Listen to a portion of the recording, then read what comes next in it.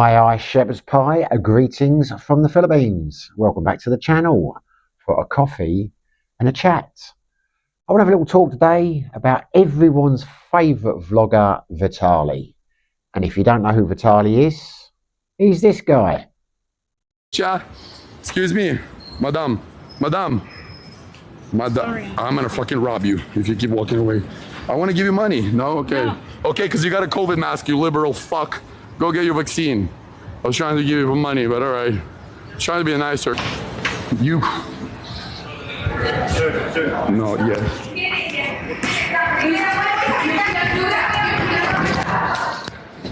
May saltik.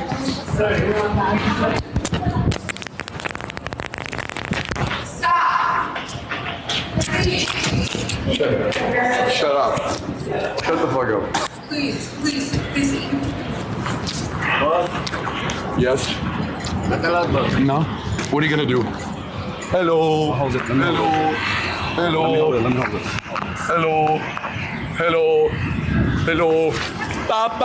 Paparazzi, you are blessing God on a paparazzi.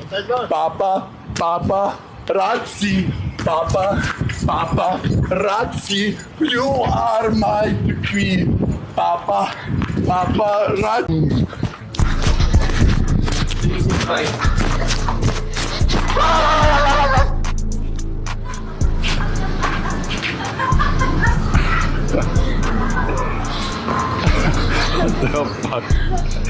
Oh God, bro. 15 shots of fucking espresso.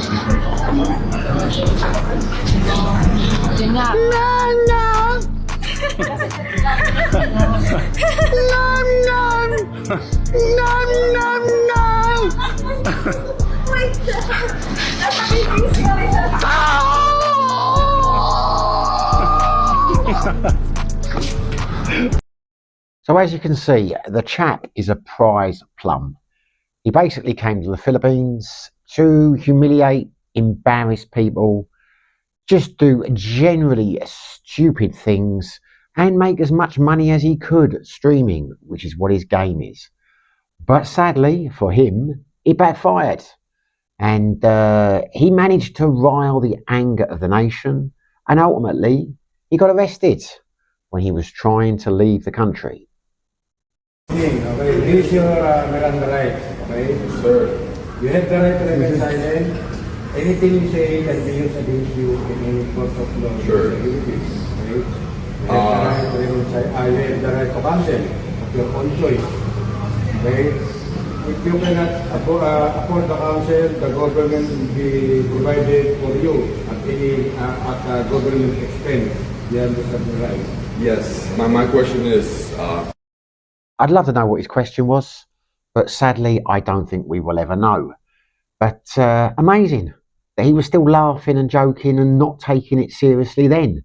In fact, when he went for a press conference, or was taken to a press conference by one of the chief prosecutors over here, he still didn't seem to take it seriously then. You know, I don't think he ever realised at that stage the gravity of what he'd done and the trouble he's in. But that was in April 25, so 7 months ago. And since that point, he has been in a Taguig city jail. Well, one thing's for certain, he's not laughing now. And judging by the recent photographs of him, he's not bearing up very well because he's not looking particularly good compared to what he looked like when he went in.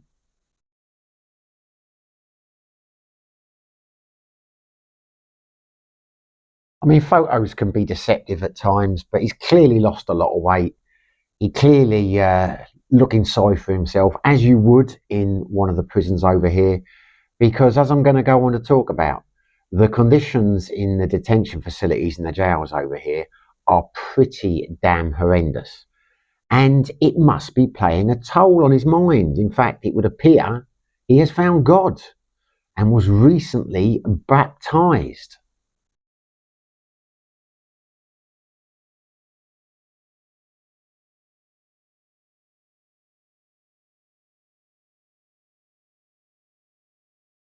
Now, whether that's genuine or not, I've got no idea. I do believe he was baptised. It was part of a Father's Day celebration or festival or whatever you call it. I don't know the correct term. He was definitely baptised because a number of sources reported it. What I'm getting at is whether it's genuine remorse, whether he really has found God, or whether it's just a way of trying to ingratiate himself with the authorities so he can get out. I do not know. But why am I talking about him today? Why have I decided to do a coffee and a chat on Mr. Vitali? Well, because I find it fascinating. When you're an expat, certainly me, and you're living in countries like Thailand or the Philippines or Cambodia, where the prisons are pretty goddamn awful by any standard, it's something that I certainly think about, and it's something that I'm sure a lot of expats think about. What would happen if I ended up in jail? And God forbid, it will never happen. Touch wood, it will never happen. I don't intend to break any laws, but you never know. It could happen to you. So when you see someone go to prison like that, and you see them facing such a hefty sentence, it catches my interest. I wonder how he's getting on, how he's surviving in there. I start to think, how would I fare up in there? And I don't think I would fare very well at all, because I just don't think I would. It's always been a fear of mine to be banged up abroad. I would not want to go to prison in the UK. Of course I wouldn't. But I'm pretty sure if I did somehow end up in prison, I think I could cope with it. I've got a few friends over the years who've gone to prison for various things, and they've got through it okay. Boredom seemed to be the biggest problem.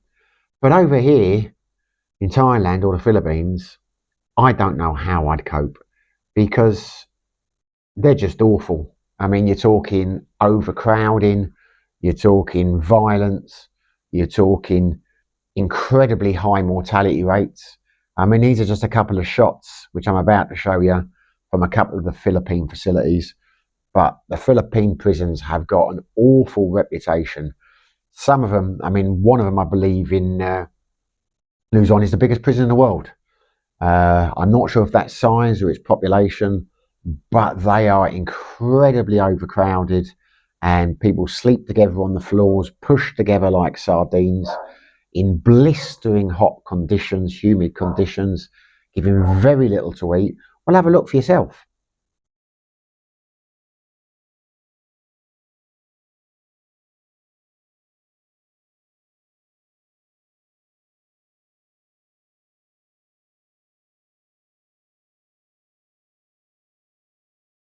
How do you think you would bear up in those conditions?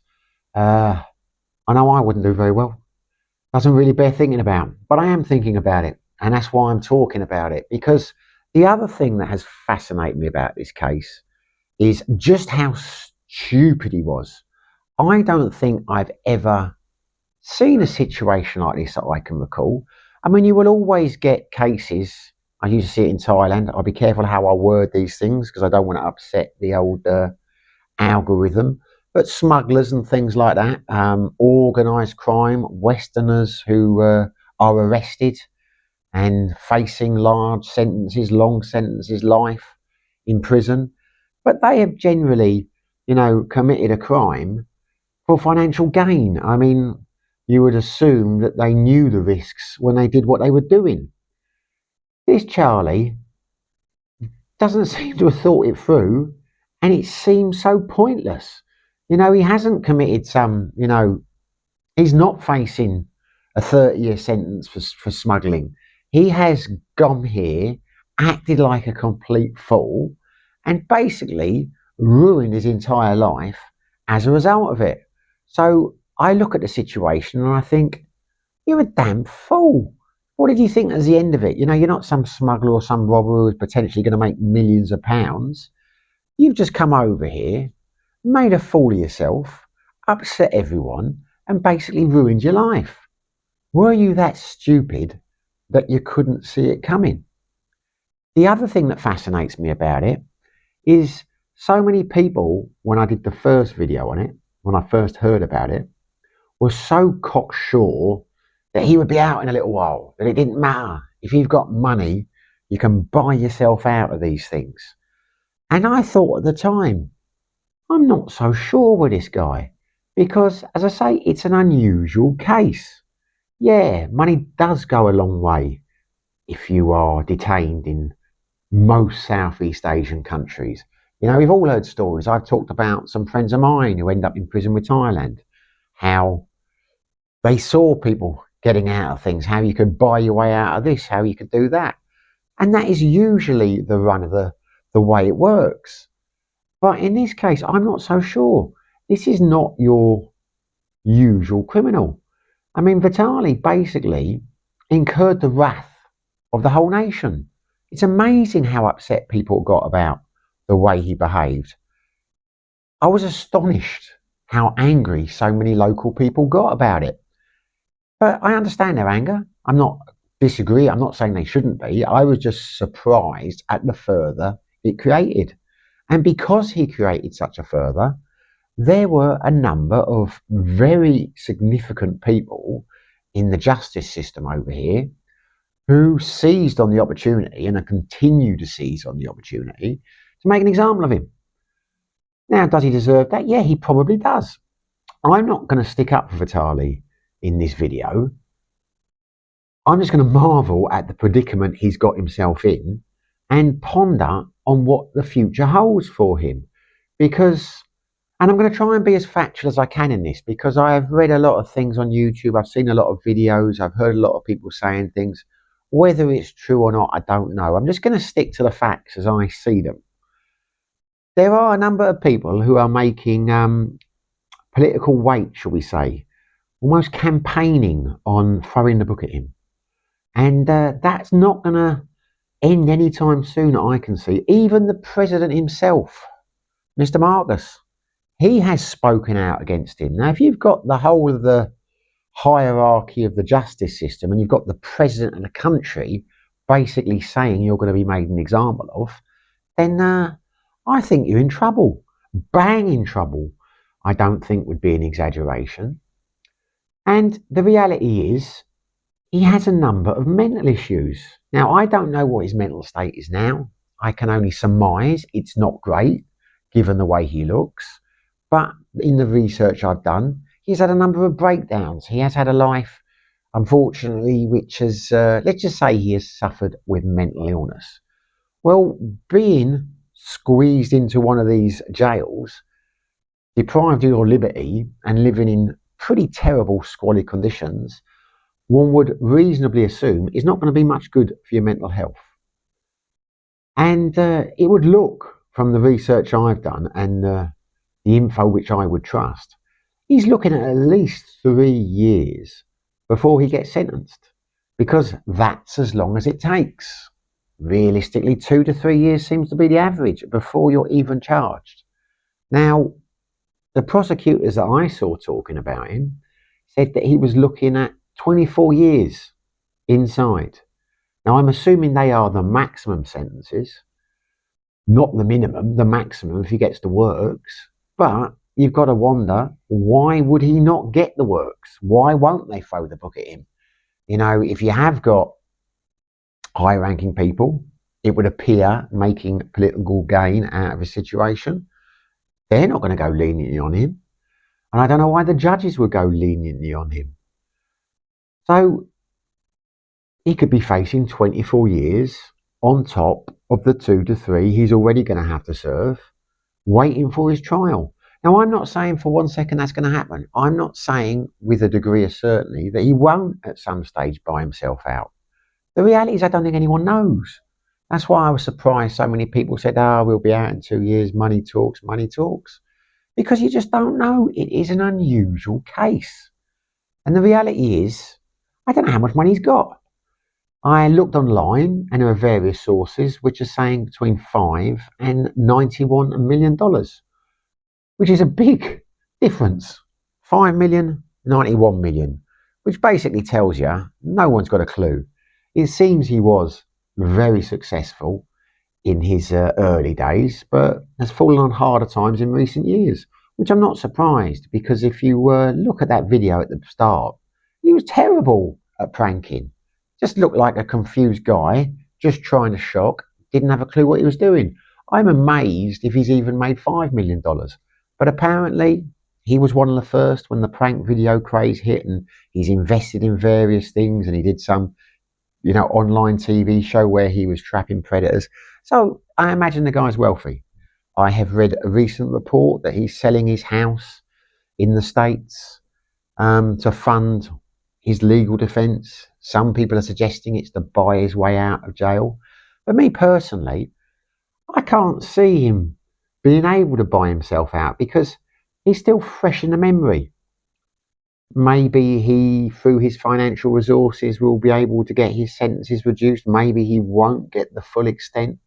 The reality is, nobody really knows. And his issue is compounded further by the fact he's stateless, which is a terrible situation to be in.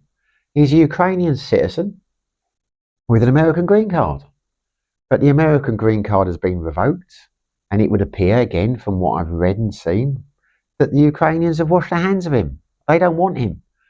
So basically, he hasn't got a country lobbying for him, which makes his plight even worse. I mean, I don't think the British Embassy, from my experience, doesn't have the best reputation in most of the countries you go to. Our government is not renowned for going the extra mile to get us out, but I'm sure they do a bit of lobbying. If you could get a bit of interest, a bit of support. Sometimes, often what happens, it appears if a British citizen gets sentenced to a long sentence in Thailand, for example, they serve the first couple of years in a Thai prison and they get exchanged back to the UK where they finish off their sentence. And generally, after a couple of years, they get out on appeal. And they're released early. That seems to be the way it goes a lot of the time. And I imagine if you've got money, you can facilitate that return to your home country to finish your sentence a bit earlier. But Vitali's not going to have that luxury. The Ukrainians don't want him. They are not lobbying for him. And the Americans have washed their hands of him completely. So you've got to ask yourself, or I ask myself, will he make it? If he does get the full 24-year sentence in the worst case scenario, will he make it? Will he last the full 24 years? Because mortality rates are terrible. You're talking 4 or 5 a day leaving this earth in Philippine prison institutions for a variety of reasons, as I'll show you now.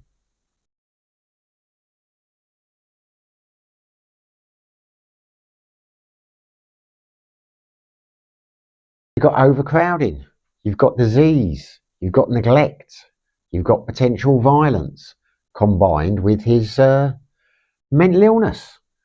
The cards are stacked against him. Now, I'm going to try and stick to the facts on this video, but as best I can ascertain, he's not in solitary confinement.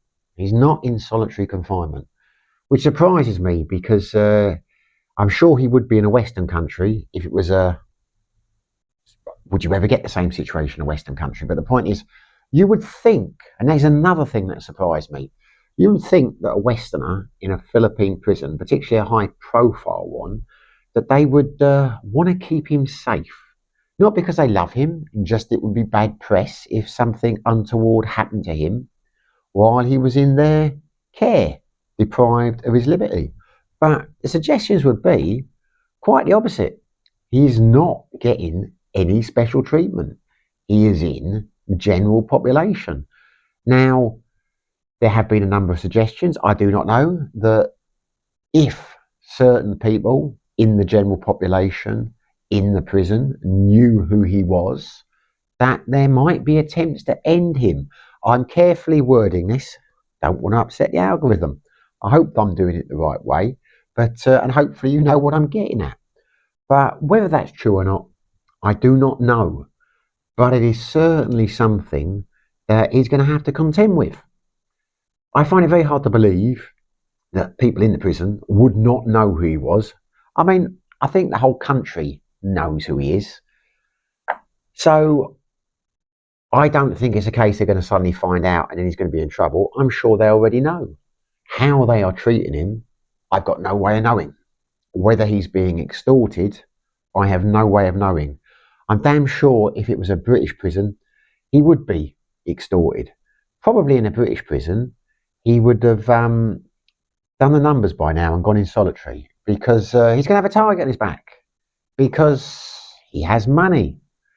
I would assume he has access to that money, he's getting it somehow, and he's probably buying protection. But again, this is just supposition. I've got no way of knowing. I certainly know in most Southeast Asian prisons, you get the opportunity to buy food and things like that. You certainly do in Thailand, there are shops. Because if you don't have any money, what they give you is not enough to survive on. You get like a tiny pile of rice and, not enough. Your teeth will fall out. You'll die of malnutrition if you can't subsidise it. There are certain charities. There's one called Prisoners Abroad. There are some organisations that will help you. So even though his two countries of origin or of abode, I don't know what the term is with a green card, have forsaken him, I'm sure there will be some charitable people. And the one plus he does have, whether he's got $5 million or whether he's got $91 million or whatever it is, he's not doing too bad. He's not short of a few bob. So, that is potentially going to smooth over his experience. But, yeah, I find it fascinating. That's why I'm making a vlog about it, because I just don't know how this is going to end. So many people are so cocksure that in a couple of years' time, he will slip out under the radar and he will return home. Yeah, but return home where? I honestly don't know. I think he is looking at a long, long stretch. And I'm not so sure if he is looking at a long, long stretch or he receives a long, long stretch. I'm not so sure he's going to make it. Because there are suggestions, certainly mentally, that he is a fragile soul. And certainly, if he does make it, he is not going to be the same person at the end of it. Yeah, I find myself wondering what I would do in that situation, how I would cope. And I do, a little bit, feel sorry for him. Not a lot, a tiny bit. It's very hard to feel sorry for a person like that. The guy's a prize wanker, as we would say in the UK, and he deserves what he's got so far, but the guy has got issues. And much as I dislike him, much as I think he really does deserve a smack around the head, shall we say, I don't think he deserves 24 years in prison. I'm not saying he'll get it, but I do think that the time should fit the crime. And doing what he did in a sane place or a sane world, you wouldn't get 24 years for it. But having said that, my heart does not bleed for him. There are many people around the world who are in dire situations, who don't deserve it, and are much more deserving of my sympathy than he is. But yeah, I just thought I would make a video on it. I'm going to watch, and I might make another one as things update, because unless you're an avid YouTube watcher, I think it's easy to forget about him. If it wasn't for the fact I'm in the Philippines, I would have probably forgotten about him by now. Wouldn't have given him a second thought. But things keep popping up. You see it on the channel, and I think I'll just have a little look like that on the YouTube, and I see what's happening. And I thought I'd talk about it because it is it's a fascinating one. What was he thinking when he came here? I know Johnny Somali, because he's even worse than Vitali. I just think he recently had a court case in South Korea. I think he's going to fare a bit better than Vitali, and I'm not sure he deserves to fare a bit better, because he's going to get the book thrown at him in South Korea. But I do think South Korea is a wealthier country. I think that, I'm assuming, I don't know for a fact, that the prison and justice system is a bit more sophisticated than here, that the conditions are better, and the fact that there's movement, the fact there was recently the fact he's been having hearings in cases suggests that the wheels of justice move a bit more smoothly over there. But yeah, what is Vitali doing now? Is he in a Is he squashed up with 1,000? I mean, it just doesn't even bear thinking about, does it? Has he really found God? I mean, maybe he'll come out in a few years and he will be born again, and he will think it was God's will that this happened to him. I don't know. I find it hard to believe he has, but you never know. Stranger things have happened. But there you go. That's the latest on Vitali. How do you think things are going to work out for him? Do you still think he's going to get out in a couple of years? He's going to buy his way out of it? Do you think he's going to face the full stretch? Do you think he deserves the full stretch? Let me know in the comments, because yeah, I find it fascinating. Hopefully you enjoyed the video. If you did, smash the like button. If you hasn't subscribed, it would be fantastic if you did. But whether you do, whether you don't, wherever you are, whatever you're doing, stay safe. Be lucky.